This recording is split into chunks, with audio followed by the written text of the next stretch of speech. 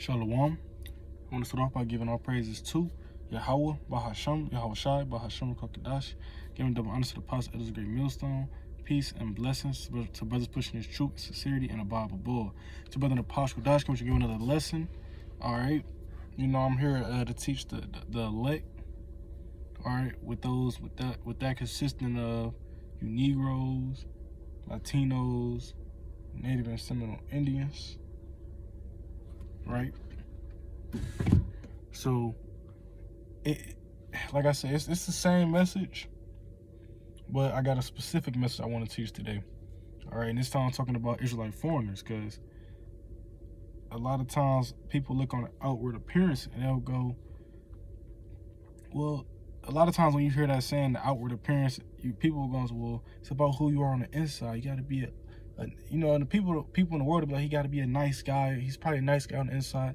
It's not about being nice. It's about who you are. You feel me? Because you could be, when we talk about the N-word man, or as far as like being Israelite foreign, because the N-word man do matter. You should be a pretty upstanding member in the Lord's army, in the Lord's.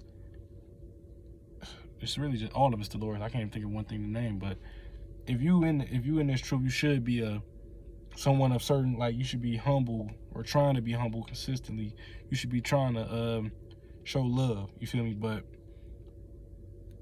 first and foremost, we even get to there, when you look into the inward man, you got to be an Israelite.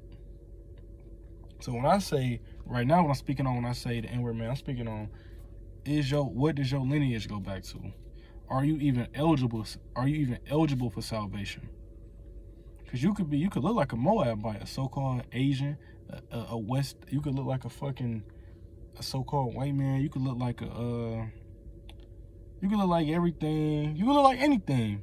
But what are you on the inside? What is your spirit? What does your lineage go back to? Right? This is 1 Samuel 16:7. But the Lord said unto Samuel, look not unto his countenance, or on the height of his stature, because I have refused him. For the Lord seeth not as man seeth, for man looketh on the outward appearance, but the Lord looketh on the heart.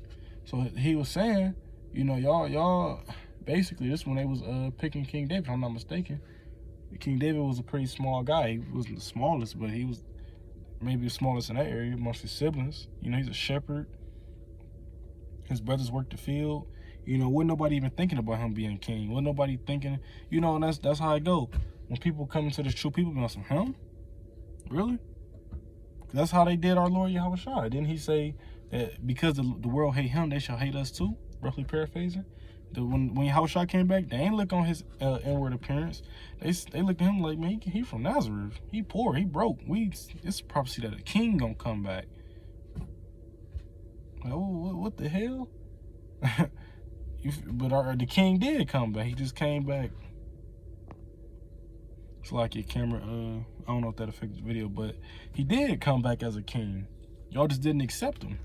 Same thing with David. In the beginning, the whole nation of Israel didn't bow down to David at first. At first, it was just Judah. It's like, I think like 8 or 9 years. Then the rest of Israel did it, but it wasn't just he didn't just come up in one day. I think he was the harp player. I think that was the instrument, the harp. He was King Solomon's, so to say, right-hand man. Feel me? It wasn't just like he was chosen and he just instantly became king. No, people weren't looking at him like that. But that's who he was. And it's the same thing with this truth. People are looking, be like, oh, I know him. That's so-and-so who used to do this, do that, here or there, whatever they want to say. But the Lord said he look on the heart. What do you do when nobody's around? All right, because can't no man judge that because ain't nobody around. Can't no man judge you for what you do by yourself because we don't see it. Only the Lord can judge you for that. I could guess what you do by yourself, but hey, I could be wrong. I could be very wrong. And the word countenance, it goes into sight, appearance, what is seen. All right, just for that verse, because it said, I forget what verse I had grabbed recently, but we're going to keep moving. Where stature is his height, because he said, look not on his stature. All right, because stature is, a lot of people, women are interested in taller men. That's just in them, that's just they mental. That's just how they is. Ain't nothing wrong with that. And you have people who vote for president, they typically vote for somebody taller because it shows power. Someone tall, it literally does represent power. Yahweh Shah, he gonna be the tallest in the kingdom.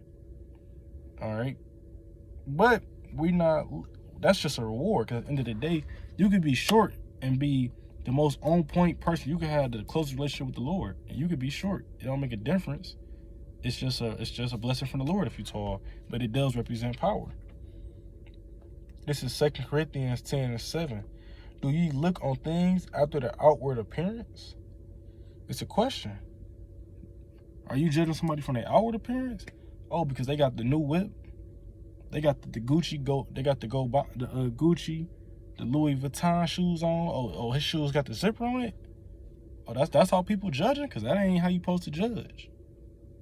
Because you could have a man who got $100 and he'll open up his iPhone and he'll give $50 to a poor man. Like, yeah, man, we really out here helping. Yeah, so and so, but you doing it for vainglory. You might have a poor man who only got $5. He might break that in half. You feel me? With a homeless man, going about his day, don't record or nothing. They both broke half, but like you could just tell somebody off about it. The person who off is the person who want to be seen. You can have somebody rich as hell, bro. These rich fucking elites are donating $1 million. You know, see, he's not a bad guy. This nigga's a fucking billionaire, bro. $1 million to him is like a penny to us. You know, that shit, bro. Niggas, they slow, man.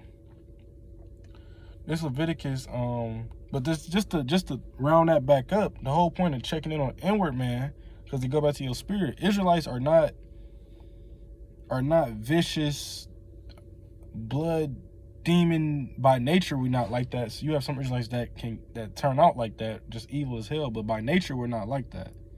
So that's another way you could look, because Jakes don't really they chill. Like the scripture say, just like Jacob, a chill man dwelling in tents. That's all Jake do. They be chilling for real. It'd be the one or two Jakes that give us a bad reputation as a nation. It really be like a couple. That's all it takes is one per area. You fuck it all up for everybody. This is Leviticus 26:33. And I will scatter you among the heathen, and will draw out a sword after you, and your land shall be desolate, and your cities waste. Where's Jerusalem? Where is Israel right now? It's the heathens is there. All right, so we was cast out of there.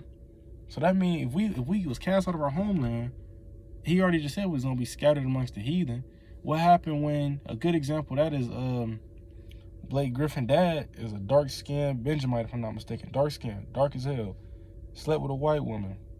The baby came out to be Blake Griffin. You could tell he a Jake. He looked like a light-skinned Jake.